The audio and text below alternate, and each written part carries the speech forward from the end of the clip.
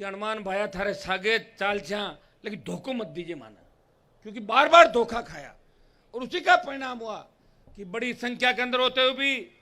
हम सत्ता पे कब्जा नहीं कर सके। उत्तर प्रदेश हमारे हाथ में आया था, देश के सर्वोच्च पद में हम बैठे, हरियाणा हाथ में आया, दिल्ली भी आई, लेकिन राजस्थान की सत्ता के शिखर पे आप कभी नहीं बैठे। सिर्फ वोट डालने का काम किया या रैलियों के अंदर भीड़ जुटाने का काम किया। यही काम लगातार 70 साल से चल रहा है। भाइयों, इतना ही विश्वास दिला सकता हूं कि सत्ता 2003 से लेकर पिछले 20 साल के अंदर सत्ता मेरे पीछे पीछे घूमती रही और मैं आगे आगे चलता रहा। जब इच्छा हो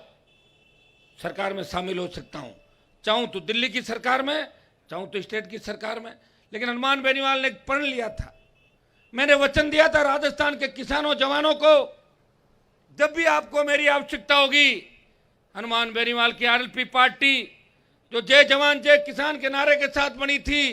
जिसका गठन कर्ज मुक्त किसान, जवान को रोजगार, मजबूत लोकायुक्त, अपराध मुक्त भय मुक्त राजस्थान के नारे के साथ हुआ था। जब देश का किसान तकलीफ के अंदर था, तब हरियाणा उत्तर प्रदेश के किसान नेताओं ने कहा, हनुमान जी, हमारे सारे सांसद भारतीय जनता पार्टी में अगर एक व्यक्ति को उम्मीद की किरण किसी में दिखती है तो देश का एकमात्र सांसद हनुमान बेनीवाल है, जो एक यूनिवर्सिटी से चल के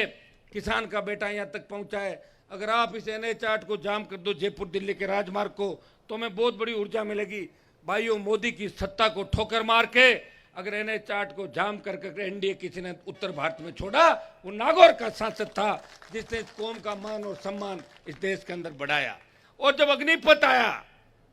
जब सेना के सम्मान को ठेस लगी, जब सेना को ठेके पे दे दिया, देश का कोई सांसद नहीं बोला। लोकसभा के अंदर और जोधपुर में 2 लाख जवानों की रैली करके प्रधानमंत्री को अगर चुनौती दी, तो नागौर के सांसद ने कहा, प्रधानमंत्री जी, हम उस कौम से आते हैं जिस कौम ने कई बार दिल्ली का तख्त बदल दिया, इसलिए हमसे मत टकराओ। और ये उसी का परिणाम था कि 25% अग्निवीरों को पहले कहते थे हम भर्ती करेंगे, बाकी वापस जाएंगे, और हम यह कह रहे थे कि अग्निवीर की ट्रेनिंग ले हुआ अगर 75% वापस आएगा, वो अलगाववाद पैदा करेगा देश के अंदर। वो पैरामिलिट्री फोर्स जहाँ अंदरूनी हिंसा के लिए रहती है, वो पैरामिलिट्री फोर्स मिलिट्री की ट्रेनिंग के आदमी के सामने टिक नहीं पाएगी। भाइयों, इस दबाव का परिणाम यह हुआ कि 50% पे आ गए, कि 50% को वहीं शिफ्ट कर देंगे। मैं आपको विश्वास दिलाता हूँ, एक हुंकार आप भरोगे और 2 लाख की संख्या में दिल्ली की तरफ चलोगे, तो जिस तरह प्रधानमंत्री ने 3 कृषि बिल वापस लिए, अग्निपथ भी वापस